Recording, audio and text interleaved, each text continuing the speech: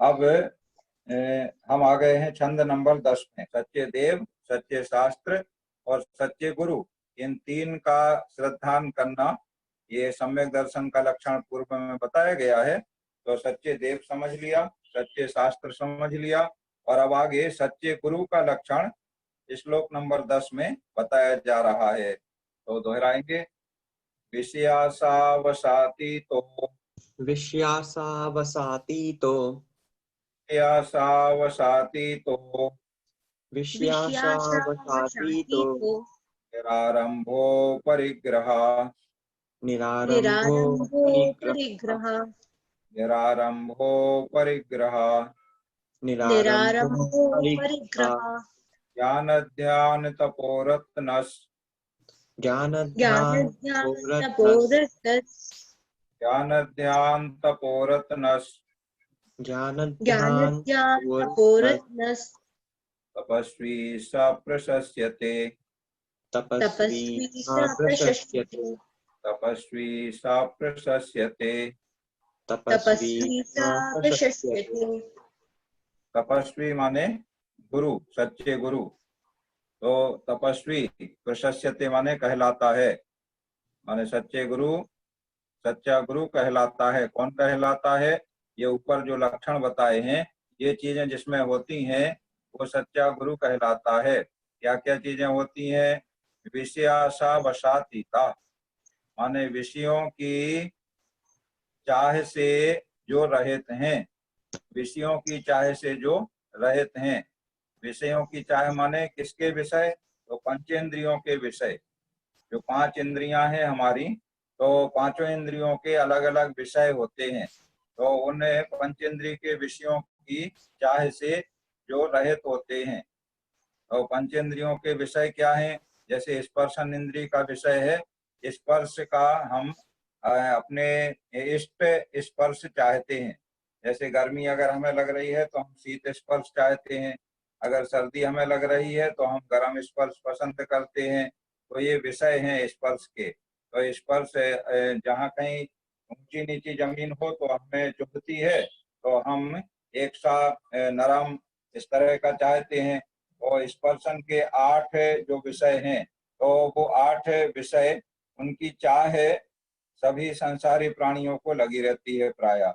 इसी तरह रसना इंद्रिय के, रसना माने जीव, माने चखने, जिससे चख करके जानते हैं।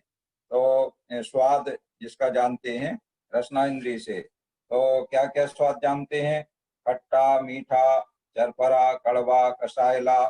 तो इसमें जो हमें पसंद है, जो हमें हमें इष्ट लगता है, वो हम चाहते हैं, माने उन विषयों की चाह हमें रहती है। इसी तरह से तीसरी इंद्रिय है हमारी घ्राण इंद्रिय, माने नासिका। तो प्राय सभी जीव सुगंध पसंद करते हैं और दुर्गंध नहीं चाहते हैं। तो ये घ्राण इंद्रिय के विषय की चाह है। इसी तरह से चौथी इंद्रिय है चक्षु इंद्रिय। तो चक्षु इंद्रिय माने आंखें। तो आंखों से देखने में क्या देखते हैं हम? कलर देखते हैं, नाना प्रकार का, रंग बिरंगा। तो काला, नीला, पीला, लाल, सफेद, ऐसे 5 विषय होते हैं तो चक्षु इंद्रिय के। तो उनमें जो हमें प्रिय लगता है, पसंद है, जिसे हम करते हैं, वो हमारे उन विषयों की हमें चाह रहती है, इच्छा रहती है कि ये हमें देखने को मिले। और अप्रिय विषय हम पसंद नहीं करते हैं, उससे हटना चाहते हैं, दूर होना चाहते हैं। इसी तरह से पांचवी इंद्रिय है कर्ण इंद्रिय। तो कर्ण इंद्रिय के विषय होते हैं जो स्वर हमें पसंद अच्छे लगते हैं, उन स्वरों को हम चाहते हैं। कोई कर्कश स्वर या कोई शब्द ऐसे जो हमें अच्छे नहीं लगते हैं, कोई हमें गाली दे, कोई बुरा भला कहे ऐसे, या कोई कर्कश वाणी हो कोई की, इस तरह के शब्द, तो वो हमें पसंद नहीं होते हैं। और जो हमें प्रिय हैं तो वो हमारे कर्ण इंद्रिय के विषय हैं। तो उनकी चाह है, हमें उनकी इच्छा हमें बनी रहती है। तो ये तो सारे संसारी प्राणियों को विषयों की इच्छा बनी रहती है पंचेंद्रिय के। लेकिन जो तपस्वी हैं, तपस्वी माने सच्चे गुरु हैं, तो वो सच्चे गुरु के अंदर विषयों की जो चाह है, पंचेंद्रिय के विषयों की चाह है, वह नहीं रहती है। माने पंचेंद्रिय के विषयों की इच्छा से रहित होते हैं। दूसरी बात क्या है?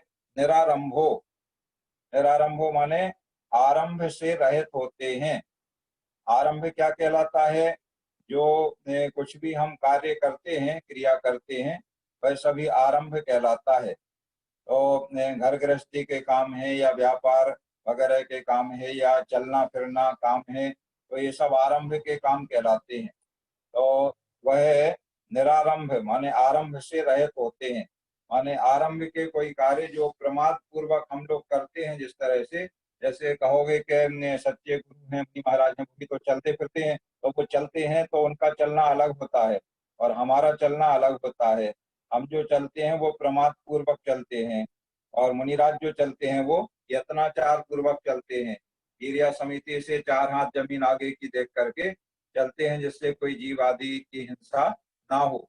तो इस तरह से वह आरंभ से रहित होते हैं। और बहुत सारी जो आरंभ की क्रियाएं हैं, जैसे व्यापार है, खेती है या अन्य इस तरह के कार्य हैं, या जो घरों में जो काम होते हैं, झाड़ू चौका बर्तन रोटी पानी, इस तरह के जो काम होते हैं, बिस्तर कपड़े पहनना वगैरह, तो ये सारे जो आरंभ के काम हैं, तो इनसे वो रहित होते हैं, तो निरारंभ कहलाते हैं। और अपरिग्रह, ये आ का लोप हो गया है संधि से, तो अर्थ जब करेंगे तो अपरिग्रह माने परिग्रह से रहित होते हैं।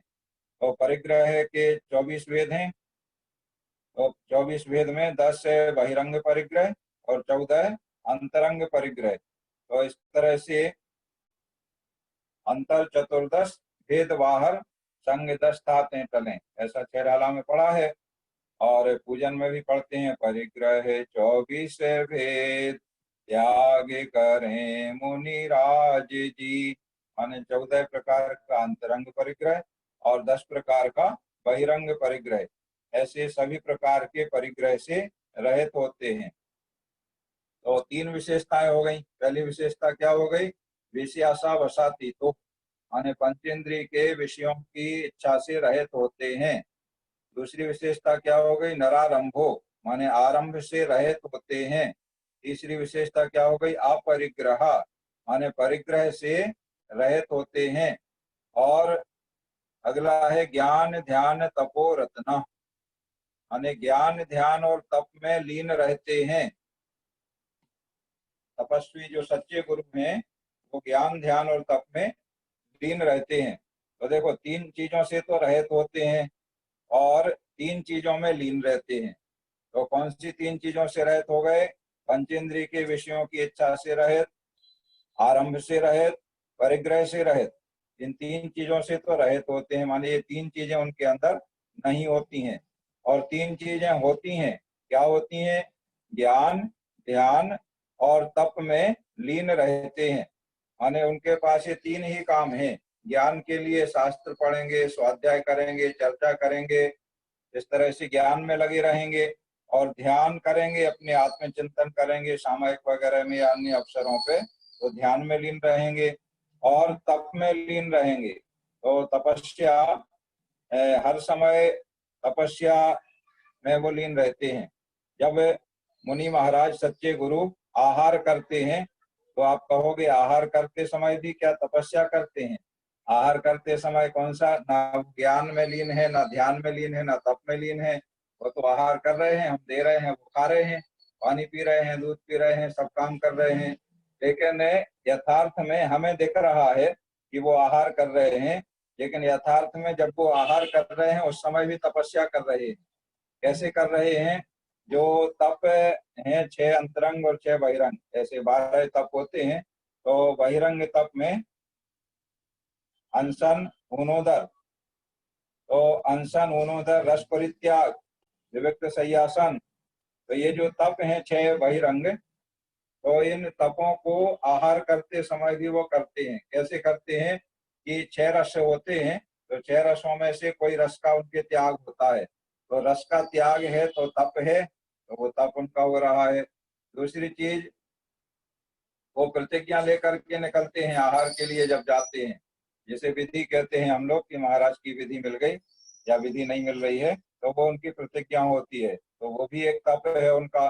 तो आहार के लिए जा रहे हैं, आहार कर रहे हैं, लेकिन तप उसमें भी उनका हो रहा है। इसके बाद कोई भी जो सच्चे गुरु हैं, मुनि हैं, तपस्वी हैं, वो पूरा पेट भर के आहार नहीं करते हैं। आहार पुरुषों का 32 ग्रास माना गया है। तो 32 ग्रास अगर पूरा लें तो वह पूरा पेट भर के आहार कहलाएगा।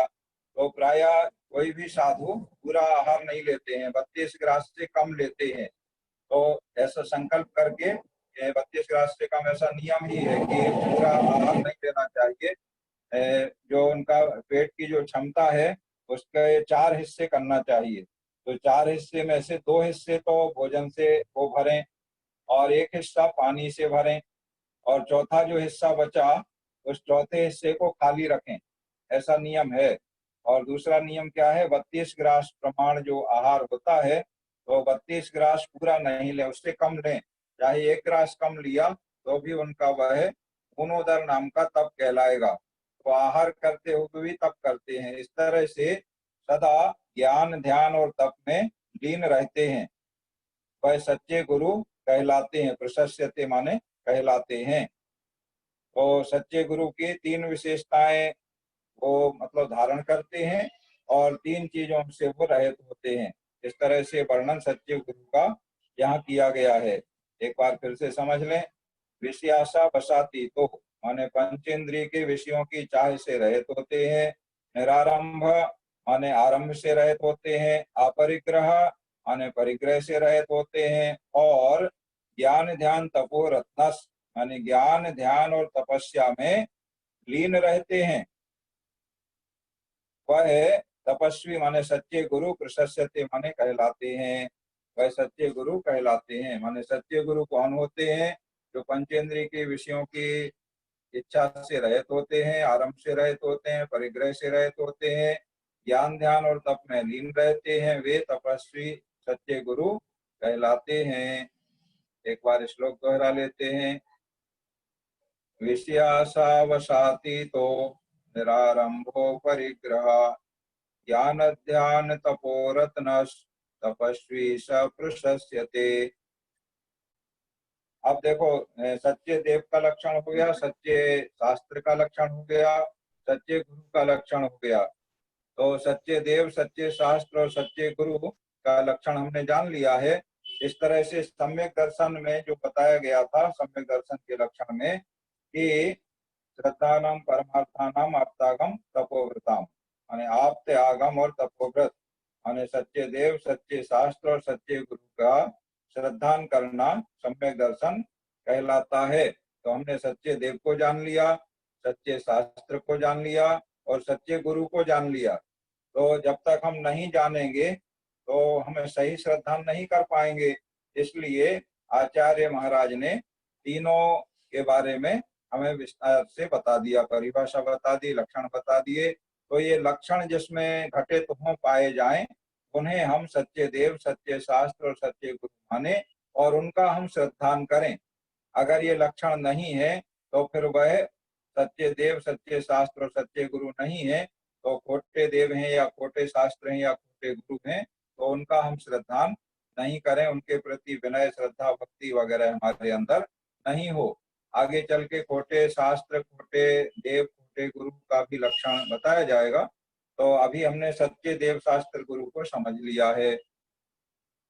अब जो सम्यक दर्शन है, तो इसमें ये बात बताई गई थी कि वह सम्यक दर्शन 8 अंग से सहित होता है, 3 मूलता से रहित होता है और 8 मद से रहित होता है।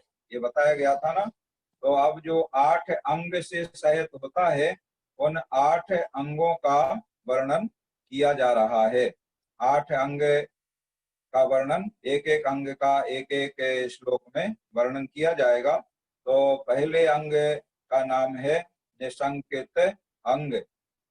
8 अंग हैं: निसंकित, निकांक्षित, निर्विचिकित्सा, अमूढ़ दृष्टि, उपगूहन, स्थितिकरण, वात्सल्य और प्रभावना। ये 8 अंग हैं। तो इन 8 अंगों का वर्णन एक एक श्लोक में अलग अलग किया जा रहा है। तो अभी हम 11 नंबर श्लोक में पहला जो अंग है, निसंकित अंग है, उसके बारे में जानेंगे। दोहराएंगे। इदमेवे दृश्मेव इदमेवे दृश्मेव तत्त्वं नान्यन्न चान्यथा तत्त्वं नान्यं चान्यथा तत्त्वं नान्यन्न चान्यथा तत्त्वं नान्यं चान्यथा इत्येकं पायसाम्भोवत् इत्यकम्पाय साम्भोवत् इत्येकं पायसाम्भोवत् इत्यकम्पाय साम्भोवत् तन्मार्गे संशयारुचिः सन्मार्गे संशयारुचिः तन्मार्गे संशयारुचिः। सन्मार्गे संशयारुचिः। देखो निसंकेत अंग को ऐसे संक्षेप में हम कहें तो शंका नहीं करना। छेडाला में जो बात पड़ी है, जिन बच में शंका न धार, छेडाला में आया है जिन बच में शंका न धार, माने जिनेंद्र भगवान के वाणी में शंका नहीं करना चाहिए। माने जिनेंद्र भगवान ने जैसा उपदेश दिया है, जैसा बताया है तत्वों का स्वरूप है, उसमें शंका नहीं करना चाहिए। ये निसंकेत अंग कहलाता है, ऐसा छेडाला में पढ़ा है। उसी बात को यहाँ आचार्य सामंतभद्र स्वामी इस प्रकार बता रहे हैं। देखिए, इदमेवे दृश्मेव तत्वम, माने जो तत्वम माने तत्व जो है, तत्व से मतलब जो 7 तत्व हैं, जीव अजीव आश्रव बंध संबल निर्जरा मोक्ष, या परमार्थ स्वरूप है जो देव शास्त्र गुरु का लक्षण है, जैसा हमारे शास्त्रों में बताया गया है। तो वह तत्वों का स्वरूप है इदम एव, माने यह ही है, जैसा बताया गया है। इदम एव माने ऐसा ही है, और ईदृशम एव माने इसी प्रकार ही है। तत्वों का स्वरूप है तत्वम, तत्वम माने तत्वों का स्वरूप या देवशास्त्र गुरु का स्वरूप, या हमारे आगम में जितना जो भी वर्णन किया गया है वो सभी जिनेंद्र देव की वाणी है, भगवान की वाणी है। जो भी हमारे शास्त्रों में आचार्यों ने लिखा है वह सब भगवान की वाणी है, भगवान की दिव्य ध्वनि से निकली हुई वाणी है। उसी को गुरु परंपरा से क्रमशः आगे आते हुए सभी आचार्यों को वह वाणी प्राप्त हुई और उन्होंने इसे लेखबद्ध कर दिया। तो जो भी शास्त्रों में हमारे आचार्यों ने लिखा है वह सब भगवान की वाणी है, तत्वों का स्वरूप है, देवशास्त्र गुरु का स्वरूप है, लक्षण है। और भी जो जो वर्णन है चारों अनुयोगों में, तो वह सब इदम एव माने यह ही है, और ईदृशम एव माने इसी प्रकार ही है, जैसा वर्णन किया गया है यही ही है, इसी प्रकार ही है। और अन्यत न माने अन्य प्रकार, अन्य नहीं है, और अन्य नहीं है, अन्यत न, और अन्यथा न, अन्य किसी प्रकार भी नहीं है, माने यही है, ऐसा ही है, अन्य रूप नहीं है, और अन्य किसी प्रकार भी नहीं है। मतलब जो वर्णन किया है ऐसा यही है, ऐसा ही है, अन्य नहीं है, अन्य प्रकार नहीं है। एक ही बात को दो प्रकार से अलग अलग कहा है, माने यही है और ऐसा ही है। एक बार कहते तो भी चल जाता, लेकिन 2 बार कहा है, माने उस बात को और अच्छी तरह से दृढ़ता पूर्वक पक्का विश्वास हमें है, ये बात यहाँ पर पुष्ट कर रहे हैं।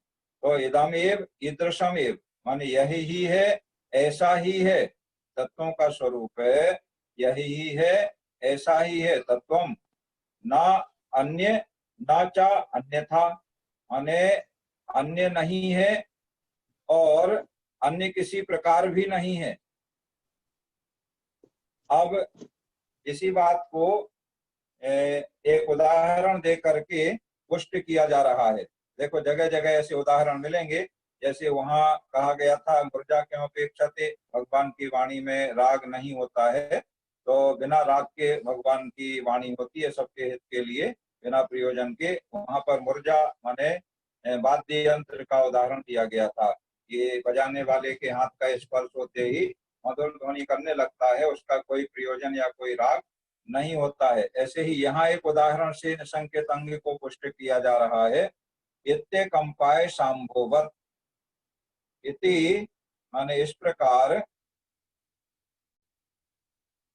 तत्वों के विषय में आय शांभोवत, आय शांभोवत, आयस अम्भोवत, अम्भ माने होता है पानी, तो तलवार की धार पर रखे हुए पानी के समान, तलवार की धार पर रखे हुए पानी के समान। ऐसी श्रद्धा होना चाहिए, माने निशंकित, शंका नहीं करना। तो तलवार की धार पर रखे हुए पानी के समान। देखो तलवार जो है ना, तलवार बनाते हैं और तलवार बनाने के बाद उसमें धार करते हैं और तलवार की धार पे पानी चढ़ा दिया जाता है। तो तलवार की धार पे जब पानी चढ़ा दिया जाता है तो फिर वो धार ज्यादा मजबूत और ज्यादा टिकाऊ हो जाती है। तो इसी तरह से जैसे तलवार के ऊपर पानी चढ़ाते हैं, तलवार की धार पर रखे हुए पानी के समान। जहाँ पर लोहार लोग लोहे के ये सामग्री बनाते हैं, यंत्र वगैरह बनाते हैं, तो वो बनाने के बाद में उसको पानी में ऐसे डालते हैं, माने उसे पानी चढ़ाना कहते हैं। तो वो पानी चढ़ाने से उसमें मजबूती आ जाती है, तो माने स्थिरता आ जाती है, दृढ़ता आ जाती है। तो यहाँ निसंकेत अंग के प्रकरण में इसको हम लगा रहे हैं। तो जैसा कहा गया है तत्वों का स्वरूप है, वह है, यही है, ऐसा ही है, अन्य नहीं है, अन्य प्रकार नहीं है। माने जो लिखा गया है वही है, उसी प्रकार है। तो तलवार की धार पर चढ़ाए हुए पानी के समान, तलवार की धार पर पानी चढ़ा रहता है तो वो स्थिर रहता है, माने चलायमान नहीं होता है। सन्मार्गे संशया रुचि, सन्मार्गे, सन्मार्गे माने सत्य जो तत्वों का जिस तरह वर्णन किया गया है, वो जो सन्मार्ग है, सच्चा मार्ग है, मोक्ष का जो मार्ग है, उसमें रुचि माने श्रद्धान, असंशया माने निशंकित अंग कहलाता है। असंशया माने शंका नहीं करना, निशंकित अंग कहलाता है। तो निशंकित अंग में क्या बताया गया कि तत्वों का जो लक्षण है वह यही है, ऐसा ही है, अन्य नहीं है, अन्य प्रकार नहीं है। इस प्रकार तलवार की धार पर चढ़ाए हुए पानी के समान मोक्ष मार्ग में श्रद्धान करना निशंकित अंग कहलाता है। तलवार की धार पर चढ़ाए हुए पानी के समान मोक्ष मार्ग में श्रद्धान करना निशंकित अंग कहलाता है। ये उदाहरण दे करके तलवार की धार पर चढ़ाए हुए पानी के समान, इत्ते कंपाए शांभोवत, इति अकंपाए शांभोवत, सन्मार्गी संशया रुचि। एक बार श्लोक दोहरा लेते हैं।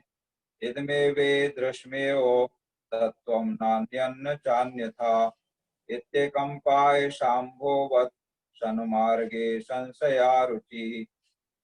इस तरह से आज हमने श्लोक नंबर 10 में सच्चे गुरु का लक्षण समझा, जो 3 चीजों से रहित होते हैं और 3 चीजों से सहित होते हैं, वे सच्चे गुरु हैं। ये हमने जान लिया। पंचेंद्रिय के विषयों की आशा इच्छा से रहित होते हैं, आरंभ से रहित, परिग्रह से रहित, और ज्ञान ध्यान और तप में लीन रहते हैं, वे सच्चे गुरु कहलाते हैं। और श्लोक नंबर 11 में निशंकित अंग का लक्षण हमने समझा। 8 अंगों में पहला अंग निशंकित अंग, सम्यक दर्शन के 8 अंगों में। तो तत्वों के विषय में यही है, ऐसा ही है, अन्य नहीं है, अन्य प्रकार नहीं है। इस तरह है तलवार की धार पर चढ़ाए हुए पानी के समान मोक्ष मार्ग में श्रद्धान करना निशंकित अंग कहलाता है। तो तत्वों का जो स्वरूप है वही तत्वों के स्वरूप में मोक्ष मार्ग बताया गया है, तो उसमें श्रद्धान करना निशंकित अंग है। इस तरह हमने आज 2 श्लोक का अर्थ समझ लिया है। अब आप अपनी बात पूछ सकते हैं।